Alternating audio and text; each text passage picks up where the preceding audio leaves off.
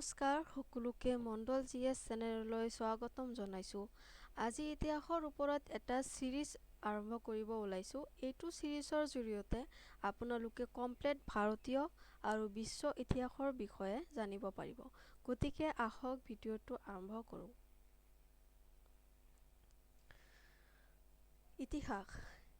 ইতিহাস হ'ল অতীতৰ অধ্যয়নক ইতিহাস বুলি কোৱা হয়। দৰাচলতে অতীতৰ যিবিলাক মহত্বপূৰ্ণ ঘটনা ঘটিছিল সেইবোৰৰ অধ্যয়নকে আমি ইতিহাস বুলি কওঁ। অতীতৰ ঘটনা সকলোবোৰ ঘটনাকে আমি ইতিহাস বুলি নকওঁ। যিবোৰ মাত্ৰ মহত্বপূৰ্ণ আছিল সেইবোৰকহে আমি ইতিহাসত সন্নিৱিষ্ট কৰোঁ। ইতিহাসৰ জনক হ'ল হেৰোডোটাছ। ইতিহাসক তিনিটা ভাগত ভগোৱা হয়।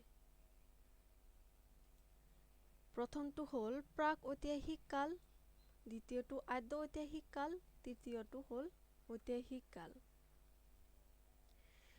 এই তিনিওটা ঐতিহাসিক কালক আমি এই সিৰিজৰ জৰিয়তে বিশ্লেষণ কৰিম। প্ৰথমটো প্ৰাক ঐতিহাসিক কালক আকৌ চাৰিটা ভাগত ভগোৱা হয়। এটা হ'ল প্ৰত্নপ্ৰস্তৰ যুগ, যাক ইংৰাজীত কোৱা হয় পিলেলিথিক এজ। দ্বিতীয়টো হ'ল মধ্যপ্ৰস্তৰ যুগ, যাক ইংৰাজীত কোৱা হয় মেছোলিথিক এজ। ইয়াক আকৌ আন এটা নামেৰেও জনা যায়, সেইটো হ'ল মাইক্ৰলিথিক এজ। আকৌ 3 নম্বৰটো হ'ল নৱপ্ৰস্তৰ যুগ, যাক নিঅলিথিক এজ বুলি জনা যায়, আৰু 4 নম্বৰটো হ'ল তাম্ৰপ্ৰস্তৰ যুগ। আদ্য ঐতিহাসিক কালত আমি পঢ়িম আকৌ সিন্ধু ঘাটি সভ্যতা।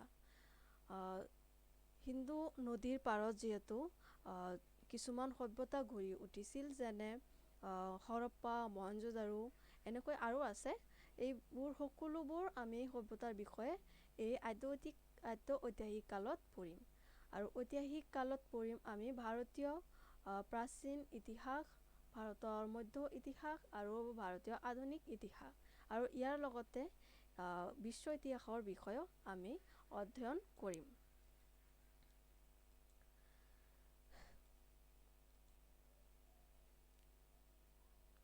আজি ভিডিঅ'টো ইমানতে সামৰণি মাৰিলোঁ। আমি নেক্সট বাৰৰ পৰা এই সকলোবোৰ টপিকৰ ওপৰত বিশ্লেষণ কৰিম আৰু আমাৰ ইতিহাসৰ এই সিৰিজটো কণ্টিনিউ ৰাখিম। ধন্যবাদ সকলোকে।